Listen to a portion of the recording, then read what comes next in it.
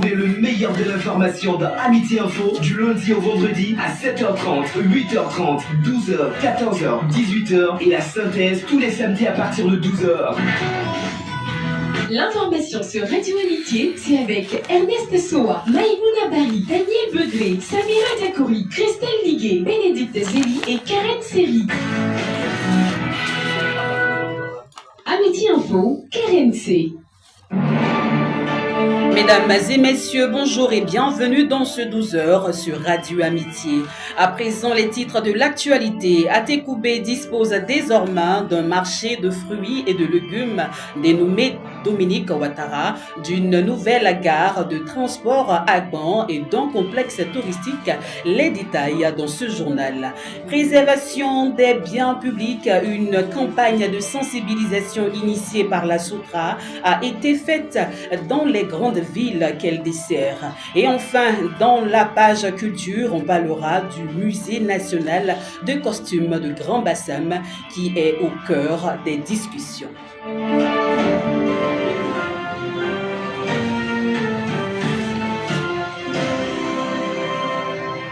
Bienvenue à tous. Projet d'aménagement, la commune d'Atekoubé se dote de 3 ouvrages, à savoir le marché de fruits et de légumes Dominique Ouattara, de la nouvelle gare d'Abidjan-Agban et du complexe touristique de la baie du Banco. Ces 3 ouvrages ont été ouverts au grand public le mardi 14 octobre en présence du ministre-gouverneur du district autonome d'Abidjan, Ibrahim Sissé Bakongo. Maïmouna Bari.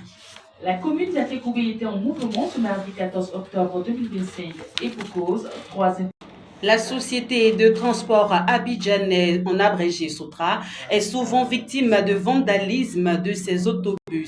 Face à cette situation, la société d'État a initié du 8 au 13 octobre dernier une campagne de sensibilisation à travers les 4 villes qu'elle dessert, notamment Yamoussoukro, Boaké, Korogo et San Pedro. Karine Iraou pour les détails. Mon bus accès à l'éducation, au marché et aux services pour des milliers de citoyens. Protéger le bus, c'est protéger notre mobilité. Pour lui, chaque citoyen doit être le gardien de ce patrimoine collectif. Chaque véhicule endommagé coûte 100 millions de francs CFA et l'équivalent de 5 emplois. Toujours en économie, l'Université catholique de l'Afrique de l'Ouest propose ses solutions. Récemment, à Cocody Angré 7e tranche, son mini-salon sur l'orientation a eu lieu au cabinet Innove Promotion. Objectif donner aux étudiants et aux parents toutes les informations relatives aux meilleures études à l'étranger. Martial Kouassi, représentant pays de l'Université catholique de l'Afrique de l'Ouest, à notre micro. Cabinet Innove Formation, un cabinet qui s'occupe un peu de la mobilité internationale des étudiants qui veulent aller étudier en France, aux États-Unis, au Canada. Confrontés à des difficultés lors de l'orientation et c'est permettre à ses parents d'abord d'avoir confiance en nous parce que le recrutement international demande des moyens, le recrutement international demande vraiment une insertion, demande peut-être des conseils très importants, d'où ses parents n'ont pas réellement tous les éléments qu'il faut. Donc nous, c'est d'apporter un plus à ces parents-là pour qu'ils puissent être au parfum de l'information et de la vraie information parce que, comme je le dis, nous distinguons des autres cabinets parce que nous représentons l'Université catholique de l'Ouest qui est une grande entité et le Consortium International Education. Je vous propose d'écouter à présent Monsieur Aubin, expert international en orientation.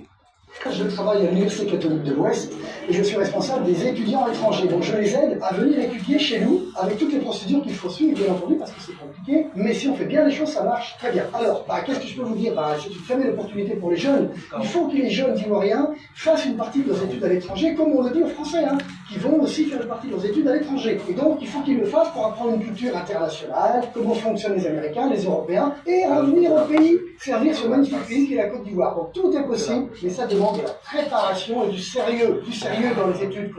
Le vendredi 10 octobre, l'IFE IFEF Marie-Thérèse Oufoué-Boigny a accueilli la réunion de la rentrée académique 2025-2026, plaçant l'innovation et la créativité au cœur de la formation féminine. Cette rencontre visait à présenter les orientations stratégiques et techniques aux responsables des différentes structures afin de définir le cadre d'exercice des activités pédagogiques et communautaires pour la nouvelle année. Représentant la ministre de la Femme et de l'Enfant, Ili Baba, inspecteur technique, a salué le dévouement et le professionnalisme du corps enseignant des IFEF avant de délivrer un message fort. Nous voici au engagement pour faire de nos instituts des incubateurs d'excellence, a-t-il déclaré. Le consistoire des protestants évangéliques de Côte d'Ivoire, en abrégé CPC par la voix de son président, le révérend Dion Yaye Robert, a produit le 13 octobre dernier un communiqué dans lequel il a réaffirmé et a pris à